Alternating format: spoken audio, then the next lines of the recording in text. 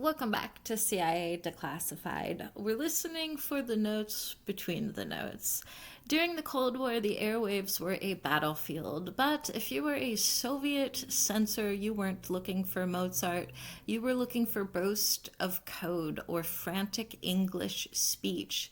The agency knew this. They realized that the best way to hide a secret was to wrap it in something so familiar, so typical that the listener would let it pass right through their defenses. They called it the Beethoven Protocol. To the world, it was high culture. To a deep cover agent in Moscow, it was a to-do list. This wasn't just background music. This was a mathematical arrangement of intent. The CIA used number stations, but they also pioneered steganography, the art of hiding a message within a non-secret file. In the 1960s, the agency utilized classical music broadcast over Voice of America to signal assets without using a single digit. A quote from a declassified broadcast directive dated 1964. Musical selections serve as the primary trigger for prearranged operational phases. The tempo and sequence are the message, end quote. Project CHOPIN was a specialized branch of this protocol. It focused on sleeper activation, specific pieces of music, often Polish compositions to blend into Eastern Bloc radio, contained subtle audio distortions that were imperceptible to the human ear but could be picked up by an agent's specialized receiver. The agency's audio research division spent millions of dollars studying the crescendo threshold, the exact moment in a piece of music where a burst of high-frequency data could be hidden without the listener noticing. During the Cuban Missile Crisis, the frequency of certain classical composers on specific airwaves increased by 400%, signaling stay-behind teams to prepare for sabotage.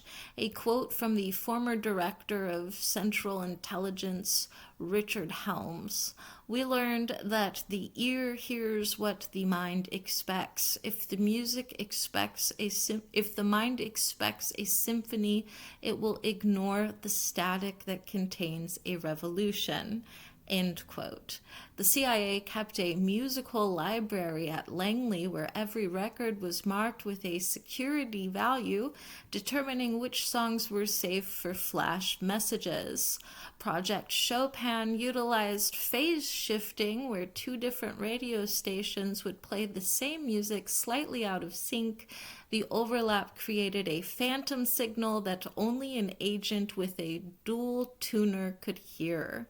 In 1975, a Soviet defector revealed that the KGB had an entire department of musicologists trying to break the melodies of Western radio.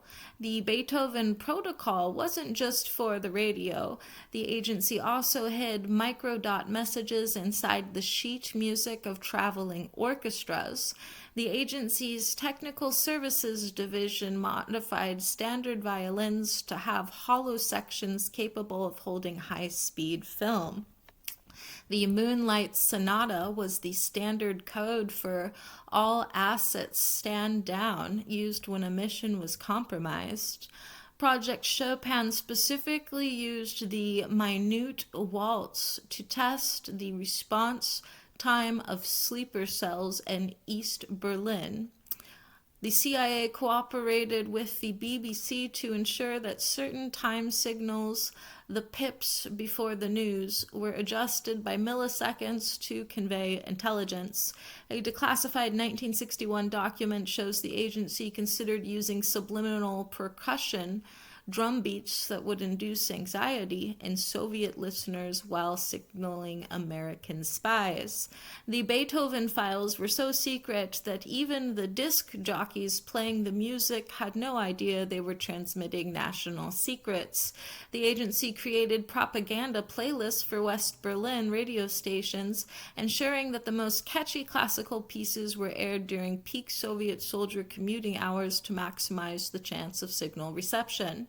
In 1968, the CIA developed a needle drop technique where agents were taught to recognize coded messages based on the specific pop or hiss placed at the start of a record's groove. A quote from an internal ORD tech report dated 1972, acoustic masking remains our most viable method for transborder communication. The cultural barrier is our greatest shield. End quote. Project Chopin required agents to carry tone-matching tuning forks that would vibrate only when a specific hidden sub-bass frequency was broadcast. During the 1970s, the agency explored a parabolic speakers that could beam classical music signals directly into a single window in a crowded Moscow apartment block, leaving neighbors in total silence. If you look at the declassified log for oral operations in 1963, there is a 5-page gap where the music stops and the black ink begins. The heaviest redactions follow the final movement of a piece titled The Dirge. A theory that rattles the cages of conspiracy circles is that the CIA didn't just use music for messages. Speculation suggests the black bars hide the sonic trigger, a specific frequency that could induce a heart attack in a target who is listening to the radio, and the bars cover the remote cardiac arrest logs. A rumor among dead air enthusiasts suggests the black bars hide the Manchurian melody. Speculation is that Project Chopin was actually a massive mind control experiment designed to make the entire Soviet population more docile, and the redactions cover the national compliance results. Some believe the redactions in the Beethoven Protocol hide the Vatican hymn. Speculation suggests the agency was using the Pope's private choir to broadcast codes during televised masses, and the black bars hide the holy frequency collaboration. Could the black bars hide the assassins array? One theory suggests the Fifth Symphony, broadcast in 1963, wasn't just a signal, but a kill command for a sleeper agent whose identity is still protected, and the redactions cover the elimination confirmation. Some believe the redactions hide the alien interval. The theory is that the agency found non-human music in space and was broadcasting it to see how the Soviets reacted, and the black bars hide the psychology data.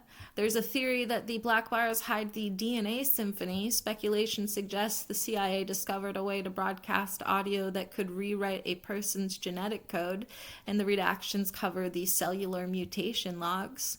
Some speculate the redactions hide the time loop sonata. The theory is that the music was being broadcast across time, not space, to warn the agency about future events, and the black bars hide the chronoacoustic warnings. Whispers claim the black bars hide the silence weapon. The theory is that the agent developed anti-sound, a broadcast that would make a whole city go deaf instantly, and the redactions cover the oral erasure field test. Some speculate the redactions hide the Mozart replacement. The theory is that the agency wrote new classical music using AI in the 1950s and passed it off as discovered masterpieces to hide even deeper codes, and the black bars hide the phantom composer identities. Finally, some speculate the redactions hide the ghost in the machine. The theory is that a broadcast of Chopin in 1971 accidentally summoned an interdimensional entity, and the black bars hide the ectoplasmic audio logs. There is a chilling theory regarding the infinite repeat. Speculation suggests that the black bars in the 1980 log hide a signal that is still being broadcast today, buried underneath every digital music stream, and the bars cover the perpetual surveillance activation codes. Could the black bars hide the sleep deprivation frequency? Some speculate the agency used high art broadcasts to keep Soviet leaders from ever reaching REM sleep, and the redactions hide the insomnia charts. Some believe the redactions hide the last note. The theory is that the agency had a piece of music that, if played in its entirety, will trigger every nuclear silo on Earth, and the black bars hide the doomsday composition.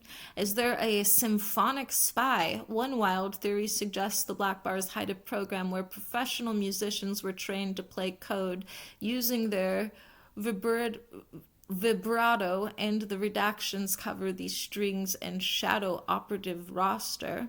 Finally, some speculate the black bars hide the Lennon connection. The theory is that the agency used classic rock to hide the Beethoven codes after classical radio lost its audience, and the redactions cover the pop culture crossover logs.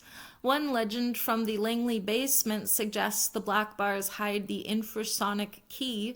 Speculation is that the CIA developed music that could physically unlock Soviet safe doors by vibrating the tumblers via radio wave, and the bars cover the resonance theft protocols.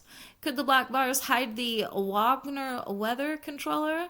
Some speculate the agency used low-frequency operatic broadcasts to create artificial thunderstorms over Moscow, and the redactions hide the symphonic cloud seeding results. Some believe the black bars hide the Pavlovian piano. The theory suggests certain Chopin pieces were loaded with audio triggers that would make a target feel starving or thirsty on command, and the redactions cover the biological appetite control logs. Is there a sub-zero sonata? One wild theory suggests the black bars hide music that could lower the ambient temperature of a room through sound wave interference, and the redactions cover the acoustic refrigeration weapon. Finally, some speculate the black bars hide the silence of the CIA. The theory is that the agency has a broadcast that can erase the last 10 minutes of a human's memory through a specific audio pattern, and the redactions cover the mass amnesia protocol. Was the Beethoven protocol a success?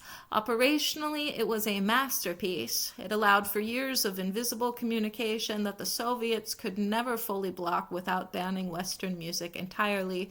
However, strategically, it was a double-edged sword. The agency became so reliant on artistic steganography that they often missed the simpler, more direct signals of the Soviet collapse.